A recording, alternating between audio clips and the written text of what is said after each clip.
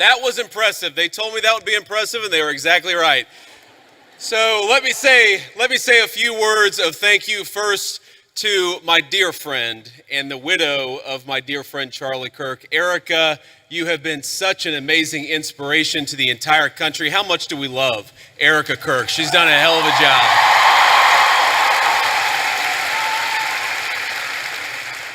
I want to thank, we have a couple of Mississippi senators here. We have both Senator Roger Wicker and Senator Cindy Hyde-Smith. Thank you guys for being here.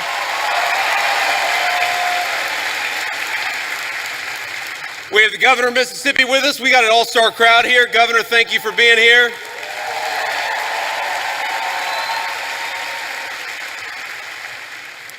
And most importantly, we have got over 10,000 students from across Mississippi. We are proud to have you, and we know that you are the future of Charlie Kirk's legacy. So thank you for being here.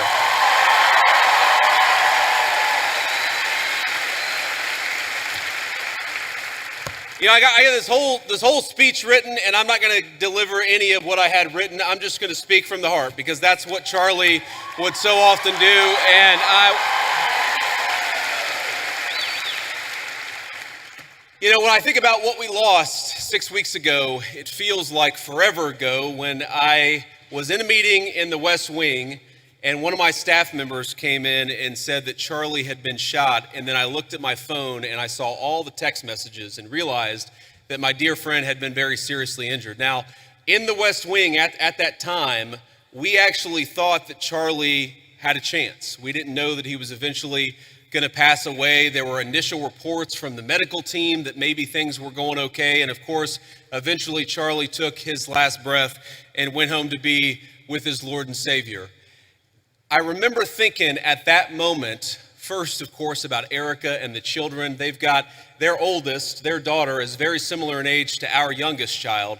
And I remember thinking, what a terrible tragedy for that family. And the second thing that I thought was, what a terrible tragedy for the United States of America.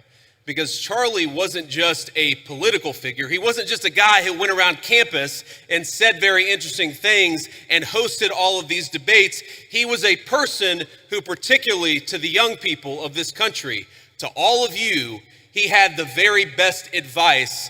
And I think that's the most important way for me to honor Charlie, which is to repeat that advice, something I found true in my own life. Charlie wanted all of you, whatever life path you chose, whatever career you chose, whatever you ultimately did for a living, Charlie wanted you more than anything to invest in the things that were worth having, to build a life that was worth building. And that started, the most important advice he ever gave you was fall in love, get married, and start a family. And I can't honor Charlie without repeating that most important advice.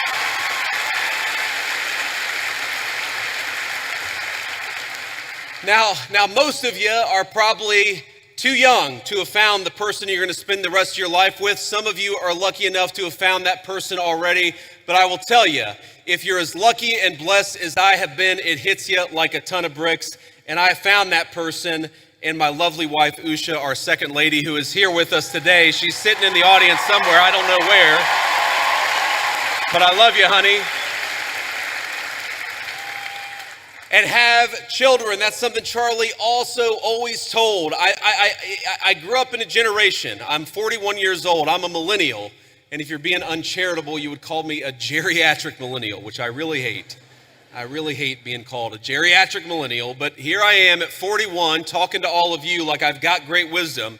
Here's the thing. The one regret, the only regret that I really have in my entire life, and I've made plenty of mistakes, but the one regret that I have is that, frankly, I wish we had started having kids sooner. Because when you're a young father, you realize what an incredible blessing they are, but they're also very exhausting. And I know here at Ole Miss, we like to party a lot. And I know at Ole Miss, occasionally some of you will have a few drinks on a Friday or Saturday, or hopefully not a Tuesday night, but I'm sure that happens from time to time here in SEC country. But here's the thing. When you go out until 3 in the morning and wake up at 6 a.m. for class, the thing that I've learned in my old age is that incredible energy God actually meant it for another purpose, and that purpose was to help take care of a family. So while you're young, have those babies if you're able to. That's something Charlie said all the time.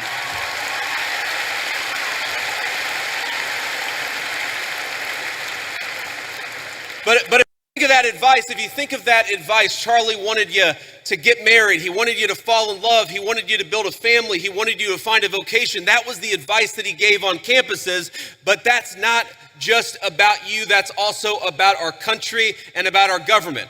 Because while you have the freedom to live life as you so choose, I have got a responsibility as your vice president to make the American dream as accessible as possible. And this is why, my friends, this is why we care about all the things that we care about. Why do I care so much about having a secure border in the United States of America? It's because I believe that when you let in a flood of illegal immigration, what it does is it drives down the wages of young people and makes housing unaffordable for the entire American population. That's why we closed down the border.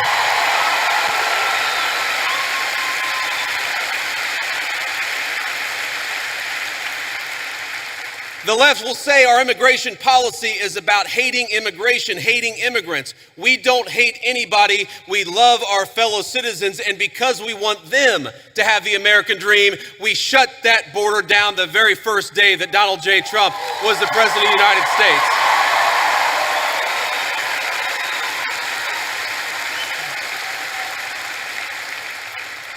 I care about you being able to afford a home, which is why we fought so hard to fix the broken policies of the Biden administration. I want a lot of you, I'm sure there are military veterans in this room right now. I'm sure there are a lot of people who will join the military in the future, and we're proud of you. But part of America First is ensuring that we never ask you to go and do the American people's business unless it is in the interest of the United States of America, and that's how we honor the sacrifice of our troops.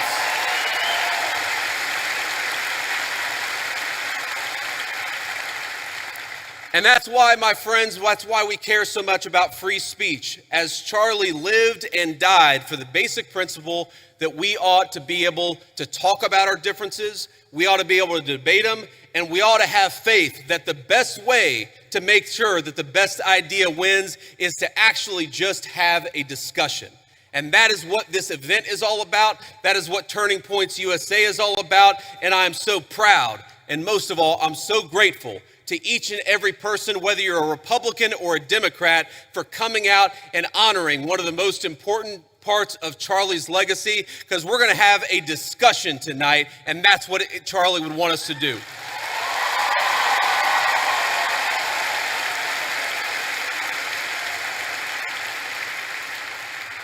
Now, I want to get to questions, and I want to leave plenty of time for questions, but I want to make just a couple of final points about Charlie's legacy in politics.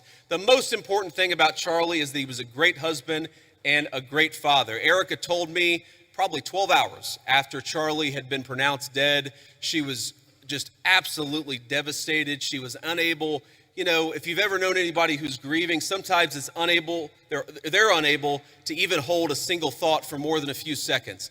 And what Erica told me, and I'm going to get a little emotional, is that she said that Charlie never yelled at her, he never cussed at her, and that to me is a great legacy to leave as a husband and a father, for your wife to be able to say that my husband was always good to me, and Charlie was a good man.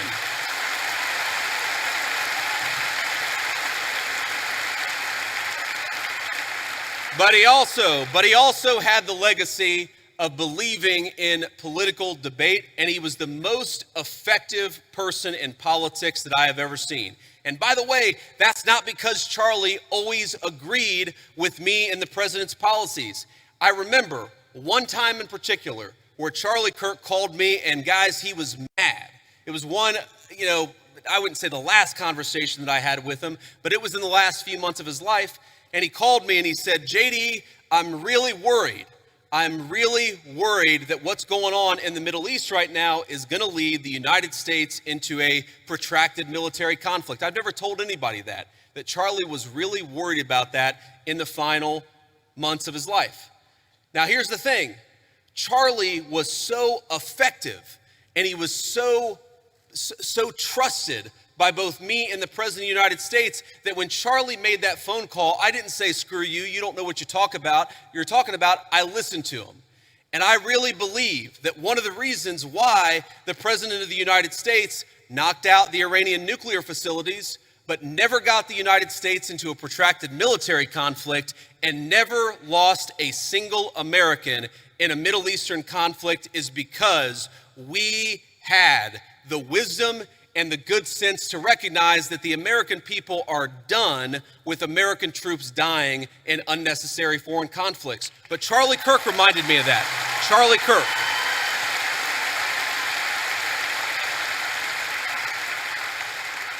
So that was a great moment for our country. It was a great moment for my friendship with Charlie Kirk, because friendship is not just about telling everybody what they want to hear. It's not just about agreeing with everybody all the time. It's about having the trust in another human being that you can tell them they're wrong and actually encourage them to change their mind. Or in that case, not necessarily even tell us that we were wrong, but make sure that we were thinking about all the options. And of course, under the president's leadership, we were doing exactly that. But Charlie was so good at that.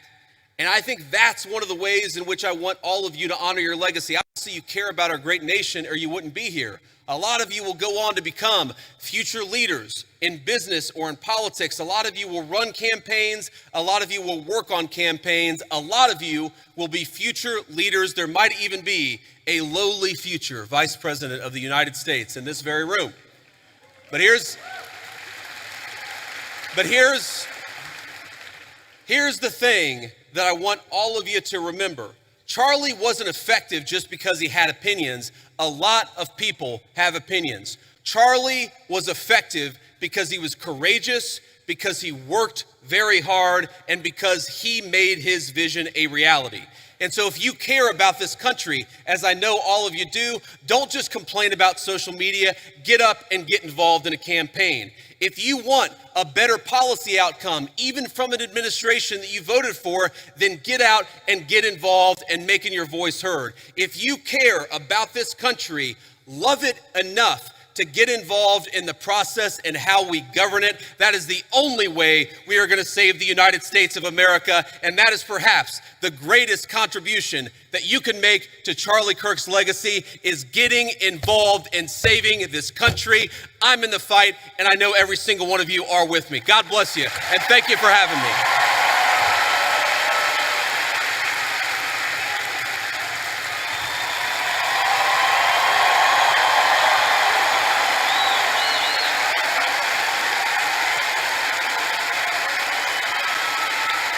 Thank you. But hey, please, I appreciate that, but we're not even halfway done. So here's, I don't know what you're saying, but it sounds awesome.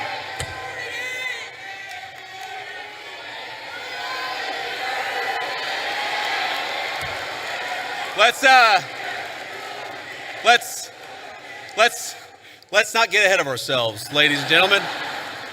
What we're going to do next is actually take some questions. And I remember one of my favorite things about Charlie, not that there aren't going to be some questioners who agree with me, but if you disagree with me, I would ask that you come to the front of the line, because we want to talk to people we agree with. We also want to hear from people we disagree with. It is hard for me to see because the spotlights are very bright, but whoever's in line, go ahead and ask your question. Oh, there we go. Okay, now I can see you. How you doing? Hi, Mr. Vice President. Thank you so much for being here. My name's Lucy. And I'm Ellie, and we're with the Turning Point chapter for this question. Thank you, guys. Yes. Can you tell us how your faith helps you in your role as Vice President? Well, I appreciate that. That is a very good question. And this is another way in which Charlie has affected my life. I would say that I grew up, again, in a generation where even if people had very deep personal faith, they didn't talk about their faith a whole lot. And I grew up in a country where you just didn't hear political leaders talk about their faith. But the reason why I try to be the best husband I can be, the best father I can be, the reason why I care so much about all the issues that we're going to talk about is because I believe that I've been placed in this position for a brief period of time to do the most amount of good for God and for the country that I love so much. And that's the most important way that my faith my faith influences me is we all get a limited opportunity to make a difference. And if you believe as we believe, you believe that God, you believe that Jesus Christ has a plan. And sometimes we don't understand that plan. By the way, one way I don't understand that plan is why my friend lost his life 6 weeks ago. Sometimes I get pissed off about that. But what I remind myself is that there is a deeper rhythm, that Jesus Christ is the author of the fate of human history, and we are charged to do everything that we can to effectuate that vision, to make our country a more virtuous place, a more prosperous place where people can raise a family and not be persecuted for their faith, but teach their children their faith. That recognition that all of us have a duty. And I have two very important duties as Vice President of the United States, to the American people and to God, and that's the most important influence my faith has on me. Thank you.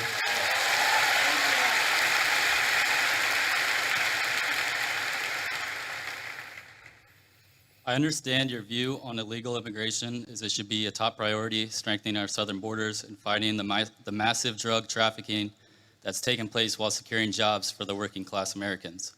Also, deporting every single person who's invaded our country illegally, which I 100% agree on. My question to you is, what is your view on legal immigration? Personally, I have a girlfriend who's studying in America off a visa. Our hope is eventually getting a green card. So what is your view on legal immigration? Should we reduce it? Also, what is your plan for a merit-based system? Yes, sir. Well, I appreciate the question. And look, my honest view is that right now, America, thanks in part to the Biden border invasion, but also thanks in part to a lot of bad immigration policy, right now, we have let in too many immigrants into the United States of America. That is just a fundamental reality. Now, look, legal immigration is complicated because we let in about 1 million legal immigrants into the United States of America every single year. And I think the evidence is pretty clear that a lot of those immigrants are actually undercutting the wages of American workers. It's one of the reasons why the President of the United States, and a lot of us in the administration have encouraged H-1B reform, because if you look at the H-1B visa, what it's supposed to be is that you have a super genius who's studying at an American university, who's working at a great company. You want that super genius to stay in the United States of America and not go somewhere else. What it's actually used to do is hire an accountant at a 50% discount to an American citizen. I don't think that we should be hiring accountants from foreign countries when we've got accountants right here in the United States that would love to work for a good wage.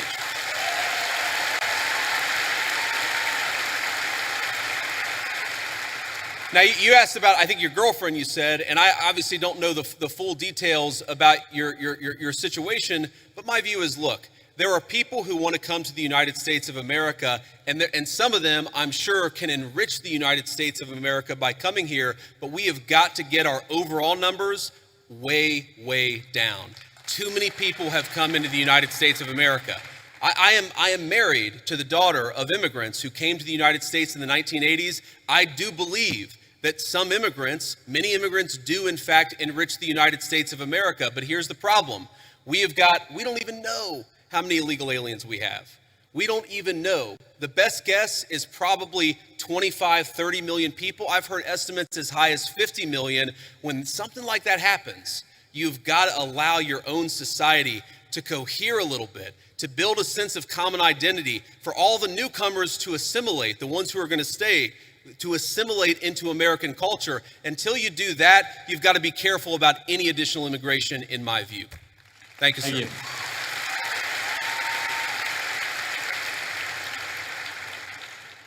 Hello, I have a question about Israel and Trump's policy towards it. Do you think it's a conflict of interest for Miriam Adelson, an Israeli donor, to give millions of dollars to his campaign, and then Trump have pro-Israeli policies? Well, if you're asking, do I think the President of the United States has a conflict of interest? No, I do not, because I know how the President of the United States makes his decisions, and I see it behind the scenes. Now, as the President himself has said, Miriam Adelson, who, by the way, I know, and I have a very good relationship with her, she is very clear about the fact. She doesn't hide the fact that she really loves Israel, and that is part of what motivates her political giving. That is a reality. At the same time, the President of the United States is America first through and through. And let me give you just a couple of examples of this. Number one, we have heard from some pro-Israel voices, some people who really love the state of Israel, that they don't want us to have a relationship with certain Middle Eastern countries. Well, the president, his attitude is, we need to build relationships with any country where we have shared interests, and he's going to do it if it's in the interest of the American people, and he's done exactly that. Number two, there were people, and I remember this criticism of the President of the United States, I just raised it in the context of a conversation that I had with Charlie. I remember when people said that the President of the United States was going to get us into a multi-100,000 troop regime change war for Israel. This was 4 months ago, this was 6 months ago.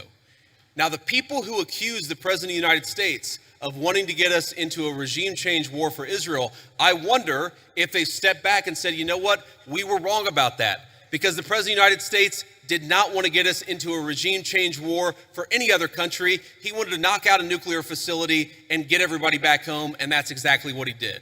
So I understand there's some frustrations out there, but I think the President of the United States, more than any president of my lifetime, is willing to stand up to anybody if he thinks it puts the interests of the American people first. Thank you.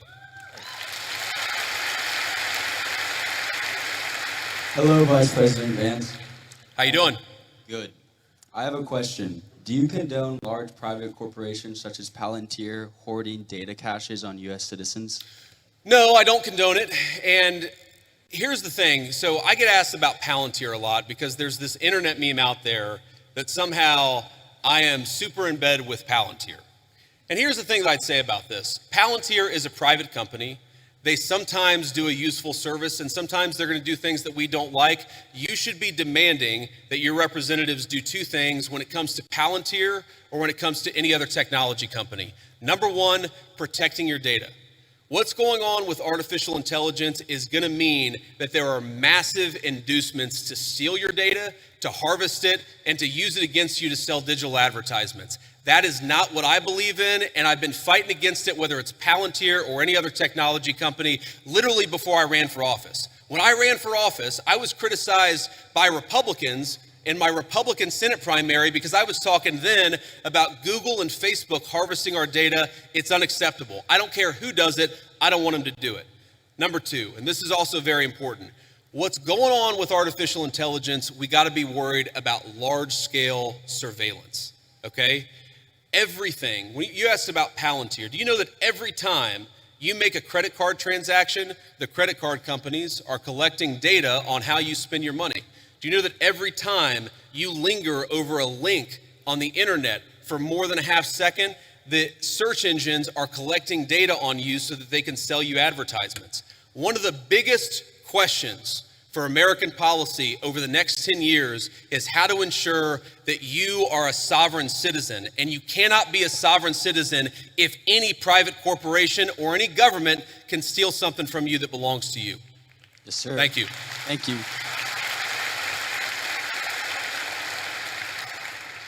Vice President JD Vance, good evening.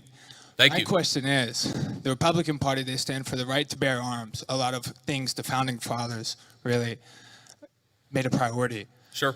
And I feel as if requiring Christianity in public schools goes against the founding fathers' wish of freedom of religion. What do you think about that? Well, I guess, who is saying that we require Christianity in public schools? Just from what I've seen on the media and the news, it seems like the Trump administration had wanted to make praying in schools and Christian values incorporated. Well, look, I think Christian values are a good thing, and I'll talk to you about why I think that's a good thing, but that's separate from forcing people to pray, which I don't think that anybody, certainly no Christian that I know, would ever support or ever endorse. And let me just say something generally about all the people. I see there's a big line, and I hope I can get to everybody's question.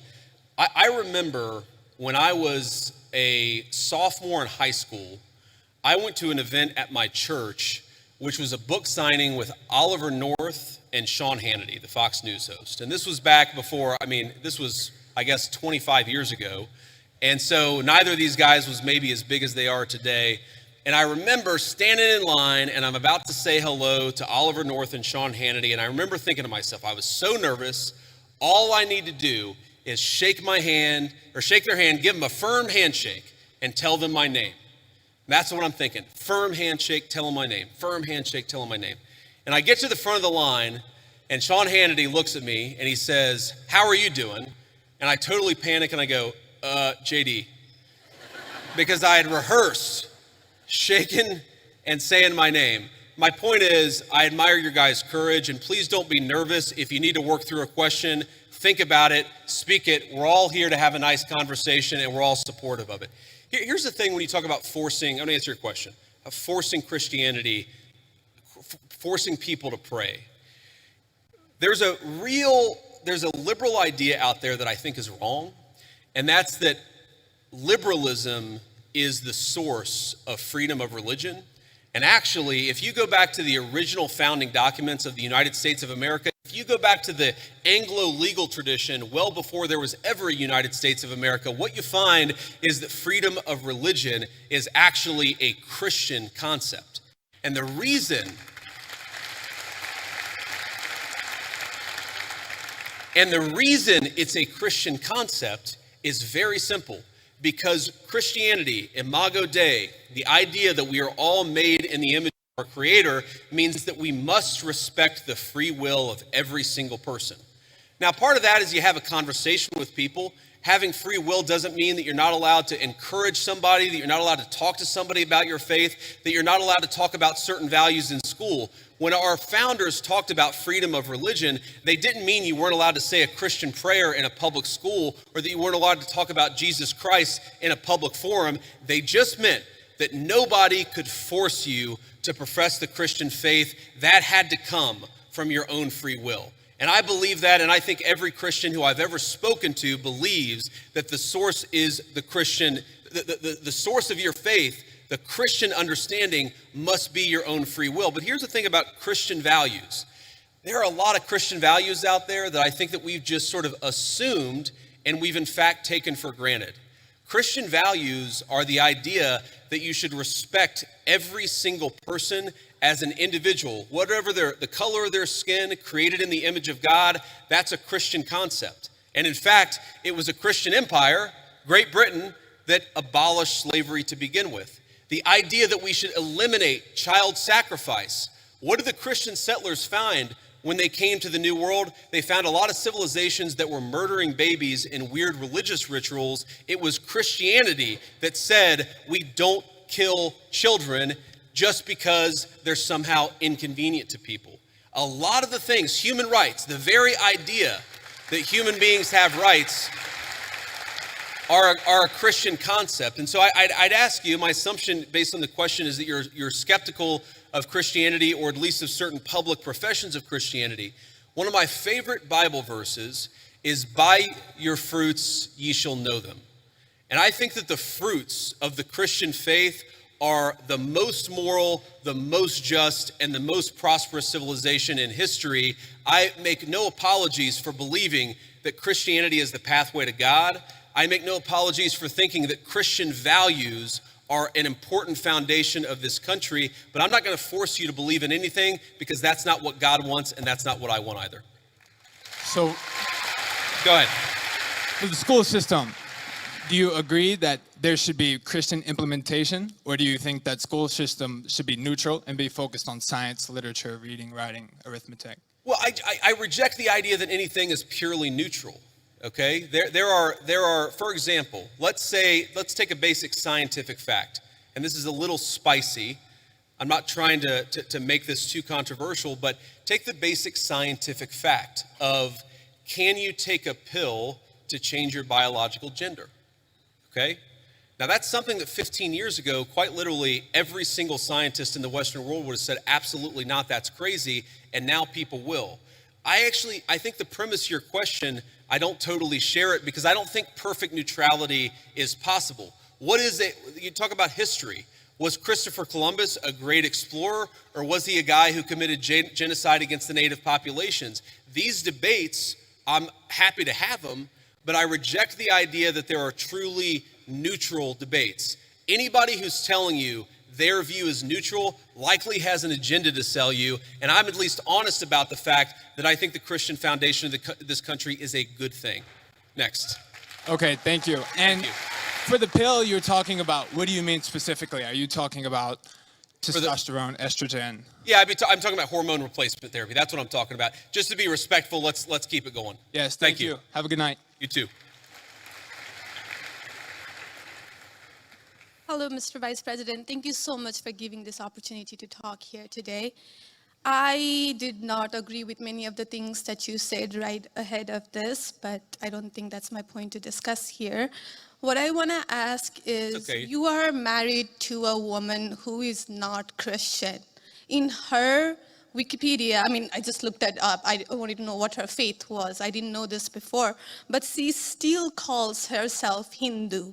You are raising three kids in cultural, racial, religious household.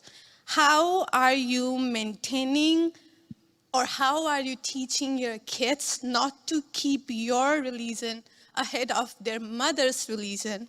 Or how are you teaching them that your kind, they're that kind who got here just few years or few decades ago is different or is better than your mom's kind who got here just a generation before? How are you balancing that? And when you talk about too many immigrants here, when did you guys decide that number? Why did you sell us a dream? You made us spend our youth, our wealth in this country and gave us a dream. You don't owe us anything. We have worked hard for it. Then how can you as a vice president stand there and say that we have too many of them now and we are going to take them out to people who are here rightfully so by paying the money that you guys asked us? You gave us the path, and now how can you stop it and tell us we don't belong here anymore? And one more thing, I'm sorry, one more thing. Do you have to There's be— a lot there. I don't know if I'm going to remember all this, but I will try. I'm sorry. I had to say all of this, and please take it with due— I'm saying all of course. this with due No, go ahead, respect. I please. have no Thank you. intention of causing a scene here or anything, but We're not close to causing a scene, Yeah. don't worry.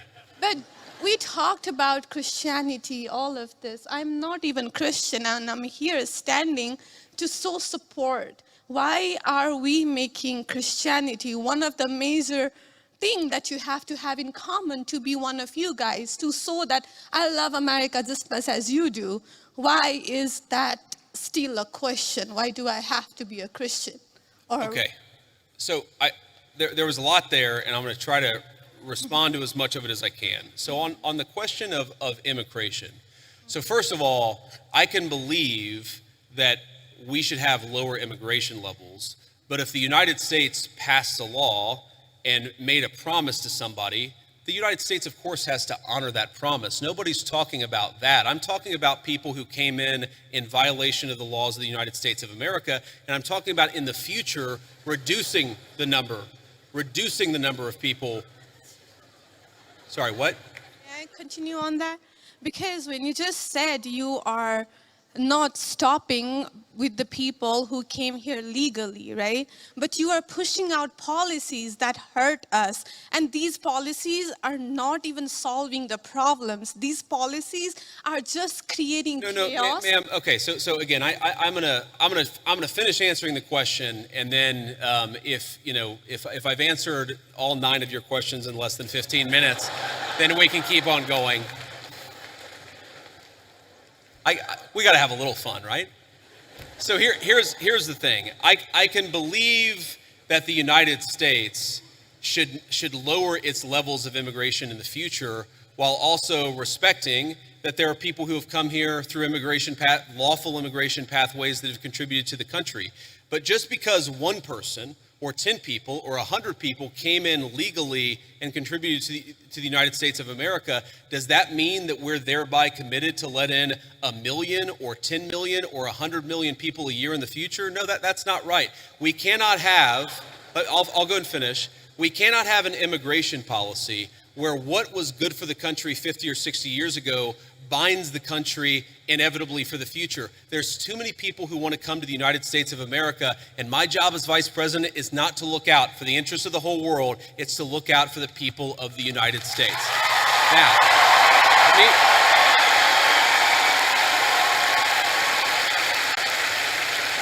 Now, you asked a personal question about our interfaith household. And yes, my wife did not grow up Christian. I think it's fair to say that she grew up in a Hindu family, but not in a particularly religious family in either direction. In fact, when I met my wife, we were both, I would consider myself an agnostic or an atheist, and that's what I think she would have considered herself as well. You know, everybody has to come to their own arrangement here. The way that we've come to our arrangement is she's my best friend. We talk to each other about this stuff. So we decided to raise our kids Christian. Our two oldest kids who go to school, they go to a Christian school. Our 8-year-old did his first communion about a year ago. That's the way that we have come to our arrangement. But, thank you. My 8-year-old was also very proud of his first communion. Thank you, guys. I'll tell him that Ole Miss wishes him the best.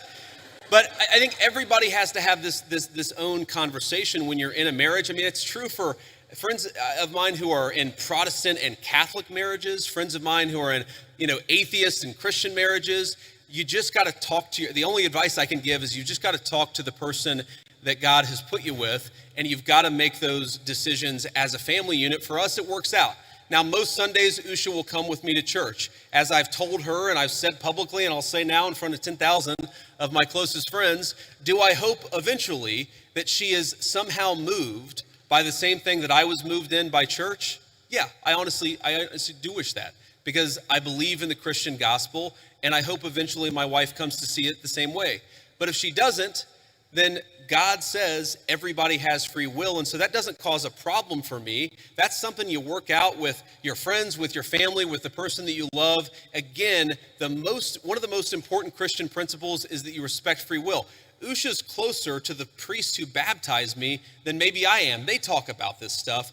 My attitude is you figure this stuff out as a family, and you trust in God to have a plan, and you try to follow it as best as you can. And that's what I try to do. I want to make a final point. So I don't want to cut you off. I want to be respectful to all the people behind you in line, but I want to make this point about immigration, okay?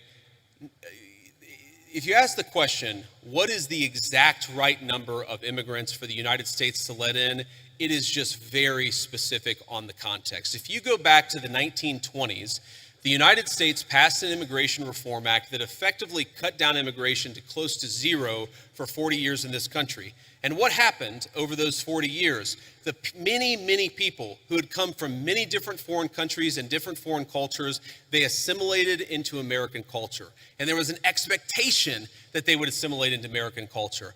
I think we have two problems in our immigration system today. And my guess is you're probably a slightly more leftist political persuasion, liberal political persuasion, maybe not. But here's the thing.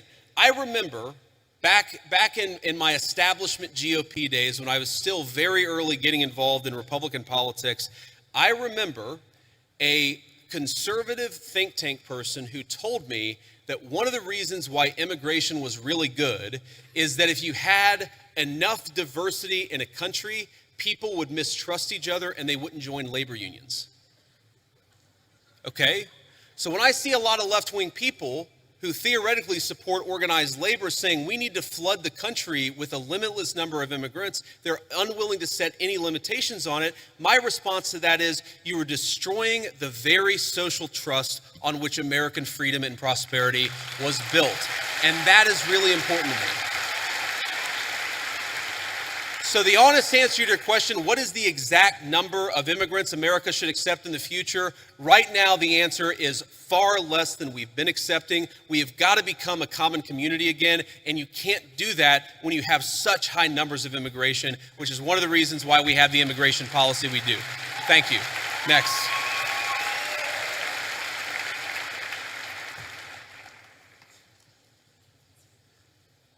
Good evening, Vice President Vance. I just want to say it's an honor to actually be able to talk to you. It's an honor to be here. Thank you. Thank you. One of my biggest questions is, I feel like one of the biggest problems that America is facing today is that ever-growing social political divide, and we're seeing this on the Republican and Democratic side, but we've seen that a refusal to cooperate with the other side has led to some major issues, including right now the government shutdown, and I wonder, as the party in power, what are your plans to address that issue towards reaching that olive branch out to the other side to actually come to an agreement on how to go forward with our government? Look, it's a very good question. And let me just say on the government shutdown in particular, the reality here is that there's a very simple bill that just reopens the government. It does it through pretty much the end of the year. That got every single Republican in the House of Representatives to support it. And then it got 52 Republicans in the Senate and 3 Democrats in the Senate to support it. But because of weird Senate procedural rules, it requires a 60-vote threshold. So on that issue in particular, when you have every single Republican with like 2 exceptions in both houses of Congress, I feel pretty confident. I know that I'm partisan. I know I have an R next to my name, but I feel pretty damn good saying the shutdown is the Democrats' fault because we voted again and again to open it.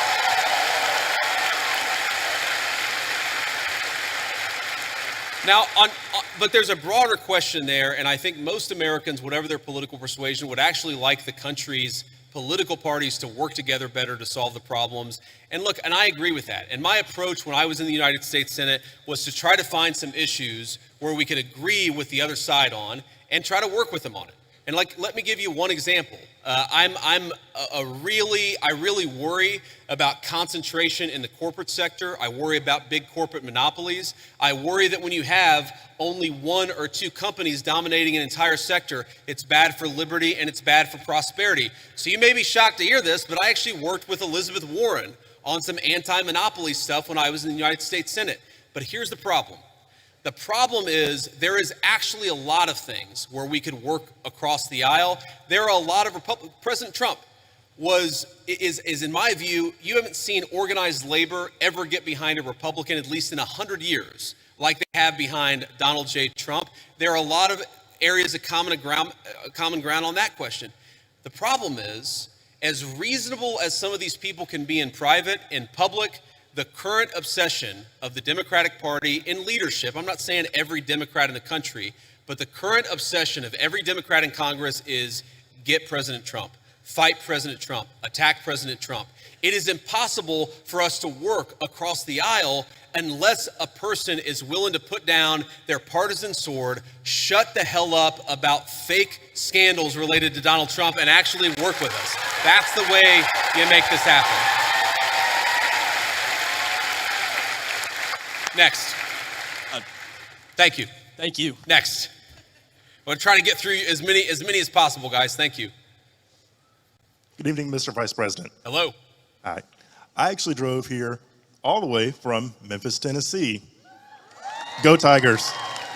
So I'm sure everyone here is aware of the Memphis Safe Task Force that has been in the city for about a month now. And I checked a little earlier. As of this morning, I believe they've arrested 1,700 people and seized about 300 illegal guns.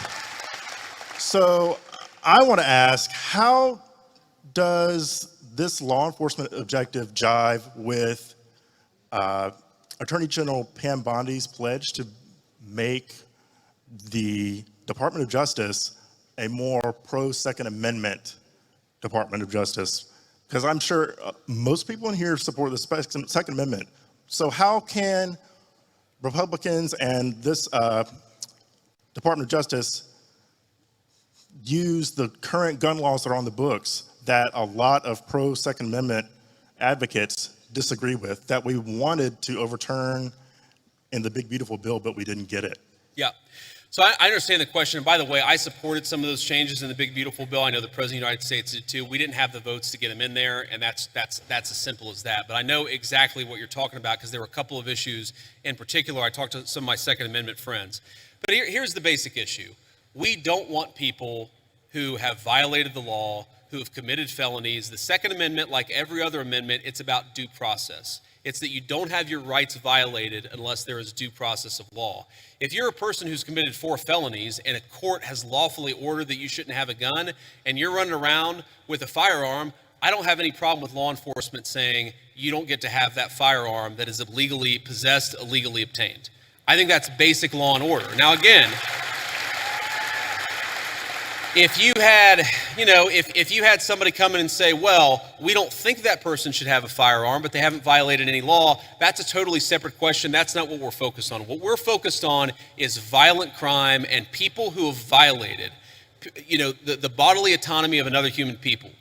A person who has committed an act of violence against one of their fellow citizens, we're going to clean up the streets, get those people off the streets, and make America safe for the American citizens again. That is our entire law and order policy, and I think we're doing a pretty good job at it. Thank you.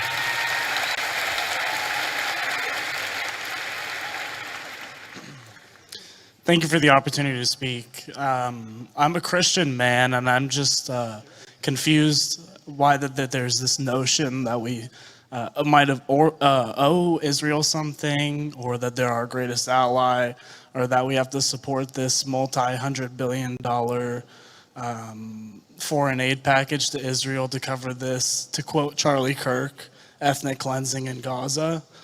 I'm just confused why this idea has come around, considering the fact that not only does their religion not agree with ours, but also openly supports the prosecution of ours.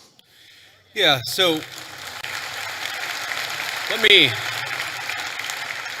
let's say a few things about this. First of all, when the President of the United States says America first, that means that he pursues the interests of Americans first. That is our entire foreign policy. And that doesn't mean that you're not going to have alliances, that you're not going to work with other countries from time to time. And that is what the president believes, is that Israel, sometimes they have similar interests to the United States and we're going to work with them in that case. Sometimes they don't have similar interests to the United States. And this example, the most recent Gaza peace plan that all of us have been working on very hard for the past few weeks, the president of the United States could only get that peace deal done by actually being willing to apply leverage to the state of Israel. So when people say that Israel is somehow manipulating or controlling the president of the United States, they're not controlling this president of the United States, which is one of the reasons why we'd be able to have some of the success that we've had in the Middle East. Now you ask about, sort of Jews disagreeing with Christians on certain religious ideas. Yeah, absolutely. It's one of the realities is that Jews do not believe that Jesus Christ is the Messiah. Obviously, Christians do believe that. There are some significant theological disagreements between Christians and Jews. My attitude is, let's have those conversations. Let's have those disagreements when we have them. But if there are shared areas of interest, we ought to be willing to do that too.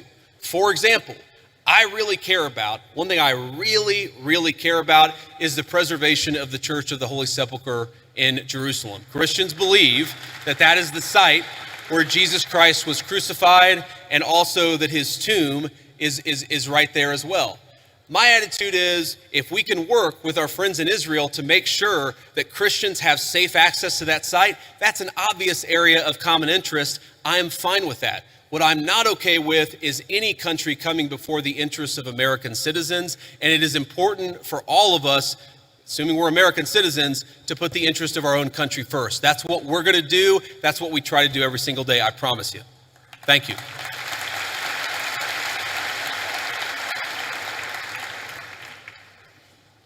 Hi, Mr. Vice President. I'm the president of our pro-life organization here at Ole Miss, Rebels for Life.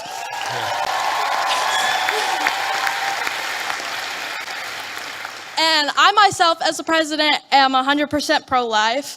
And I know you've stated, you being Catholic, that in the past, you've stated that you're 100% pro-life. But since joining the presidential campaign as the VP, you've kind of wavered how you see abortion. So I'm just wondering what your stance is right now. Sure. And do you think that someone else's right to liberty trumps someone else's right to life? Well, first of all, I appreciate your question, and I appreciate the work that you do. You asked the question, do I think somebody else's right to liberty trumps somebody else's right to life? No, I do not. I, in fact, do not believe that. Now, you said, and I'm going to take issue with something you said, just the premise of the question, which is that I've wavered on the pro-life issue.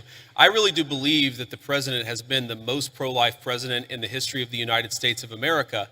Now, that said, there are two things that I think we have to keep in mind here.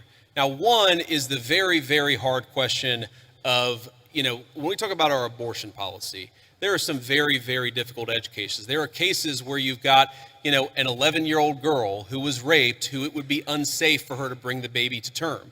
You've got situations where, bringing a baby to term would cause serious bodily harm, maybe death for the mother. That's one of the reasons why we believe in the exception in these cases where you have, again, they're edge cases, they're rare. I think the pro-abortion community would have you believe that's 90% of abortions. That's not true. But we got to be honest about the fact that there are some edge cases. The second thing I'd say about this is that we have to be prudential and practical in what can get accomplished. And there may be disagreements about what exactly that is, but if you look at the pro-life victories that the President of the United States has been able to achieve, he's been able to achieve them because he has worked within the system that we have. If your attitude is you are going to pursue the most aggressive pro-life option, even if it means you lose every election and every outcome means that you're going to be in a situation where the Democrats have abortion on demand up to the moment of birth to the very end. You've got to work within the political constraints that we have. Now, here let me just say something about this. And somebody asked me earlier about my Christian values. And one of the points I made is that when the settlers came to the New World, they found a very widespread child sacrifice. I imagine there are some people who don't agree with my view on the pro-life issue. Let me just make an observation. If you go to historical archaeological sites where there were brothels, and the two oldest businesses in the world are gambling and prostitution, so there were brothels even in very ancient civilizations. If you go back to ancient brothels and you dig up the bones of the women who are working in these places, you will very often find a lot of children who were buried with them. And the answer is that whenever a society decides to discard innocent babies, they also don't treat their women very well. And whenever a society mistreats its women, it is very often the babies who come right after that. There is a reason why Christian civilization ended the practice of child sacrifice all over the world, and it's one of the great accomplishments of Christian civilization. I believe that we should try to be protecting every unborn life. There's a question of exactly how we do it, but I would never say that anyone's right to life should be sacrificed. Thank you, ma'am. There's nothing wrong, of course, with focusing on people who are disenfranchised, for example. That's the focus of liberalism. But if you completely separate it from any religious duty, any civic virtue, then that can actually become, for example, an inducement to lawlessness. You can't just have compassion for the criminal, you also have to have justice too, which is why I think that a properly rooted Christian moral order is such an important part of the future of our country. But sorry, I interrupted you, go ahead. No, amen, absolutely. Now, as much as I hope and pray that we can be a nation of Christians, the idea of a Christian nation scares me. So I'd like to hear your feedback on a pretty nuanced argument here, that perhaps there should be a wall of separation, as at least one of our founders advocated, between church and state at the national level. However, that line can and should get blurrier as we descend to the community level.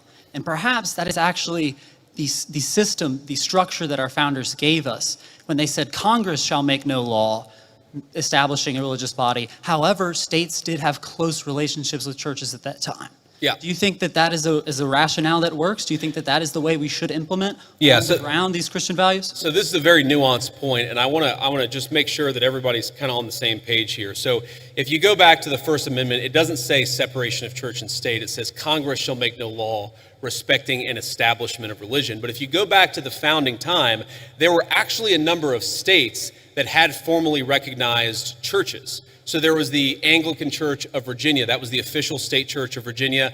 Maryland at the time was the only majority Catholic colony, or at least had a significant Catholic representation of the original 13 colonies. There's a lot there.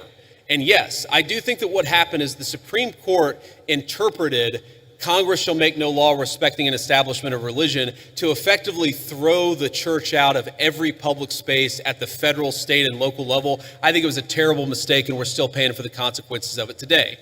But and I think this is your point, if you were to undo that, if you were to get back to a system actually meant by the founders where Congress is not setting up an established religion, but people in their local communities can kind of do whatever it is that they want to do. I think that would be a better system than what we have today. But I think the most important principle that we have got to remember is you do not have to completely kick God out of the public square, which is what we've done in modern America. It's not what the founders wanted. It's not good for the United States of America. And anybody who tells you it's required by the Constitution is lying to you. Thank you.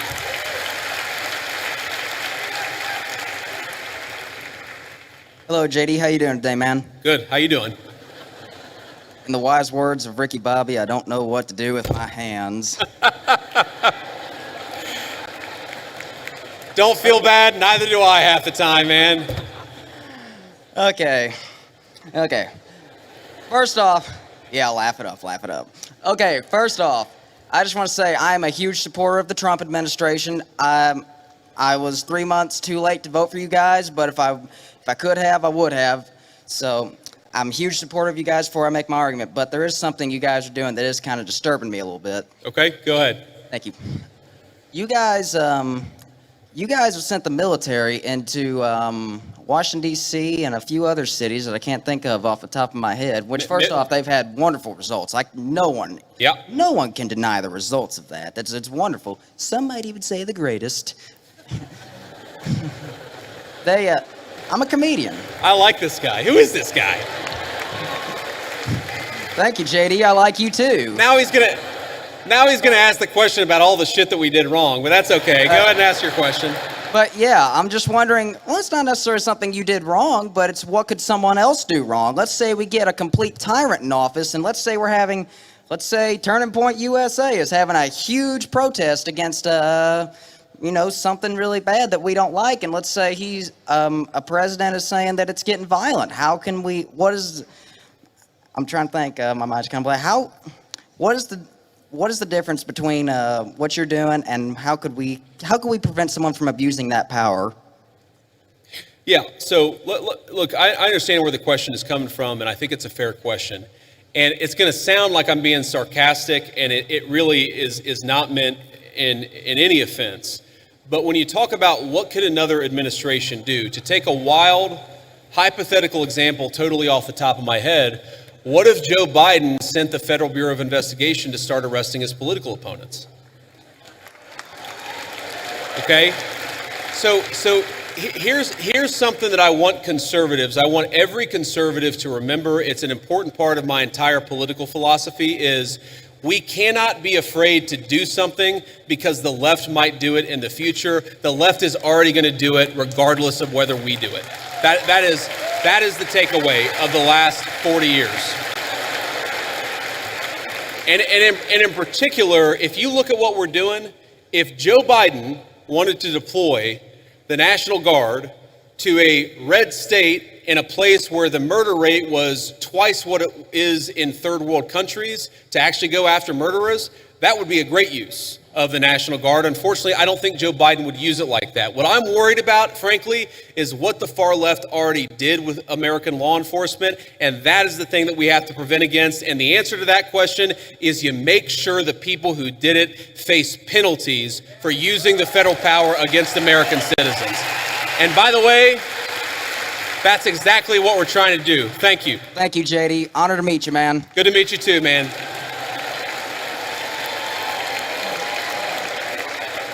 This will be the last question. Ricky Bobby, 2048. That's who I'm voting for.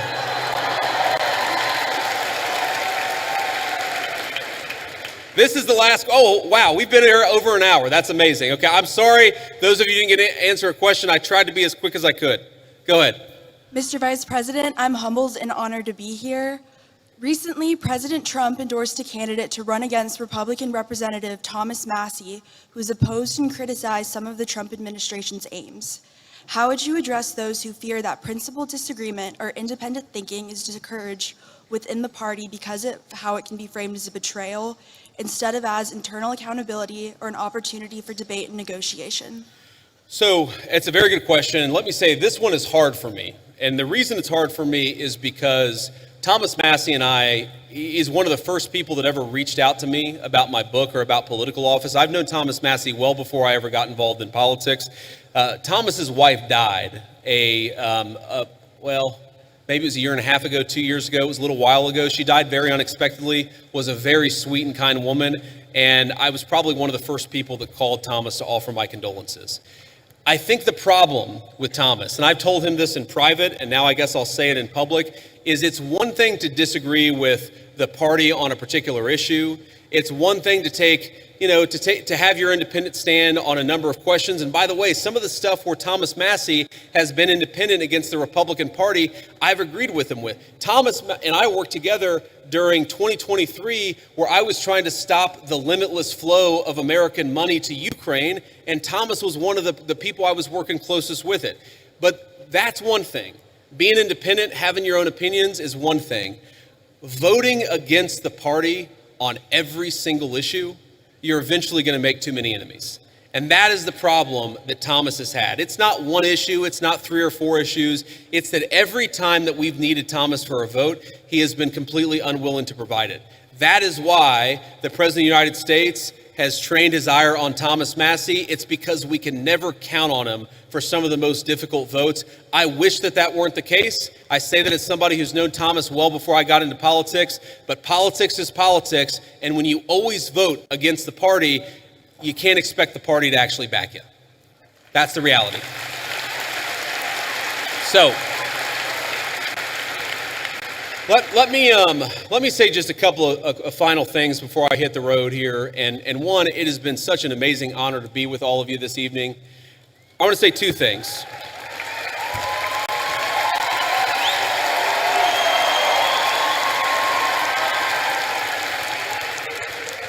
I want to say 2 things. Number one, when I was back in my agnostic days and I was thinking about returning to my faith, I remember talking to a friend of mine and actually talking about, a number of things. And he said something to me that was really interesting. And I was talking about all the things that were going wrong.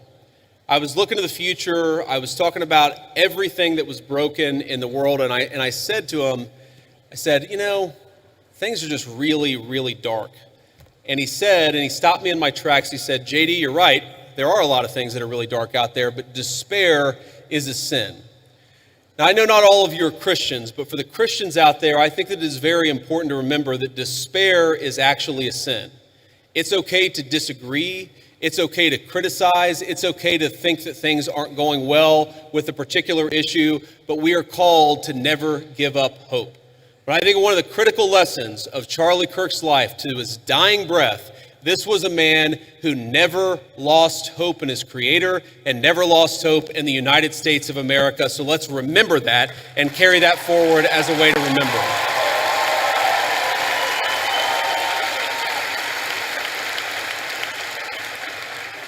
And the second thing that I want to say is, in line with despair being a sin, look, I imagine that I can tell most of you apparently agree with a lot of what I said. I'm sure that a lot of you disagree with some of the things that I've said. That's okay.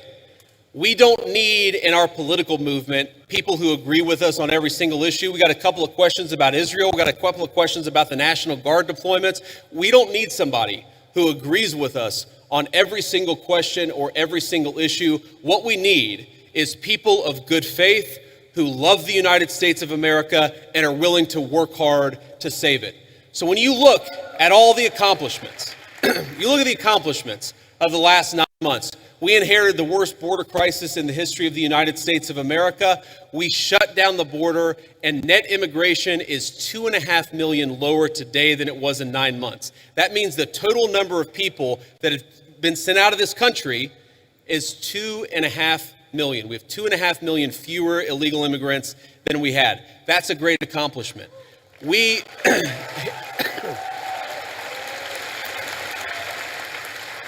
inherited a terrible affordability crisis from Joe Biden, and I'm not going to tell you everything's perfect because it was a real bad situation that we inherited, but inflation is consistently below economists' expectations, and we are chipping away at it every single day.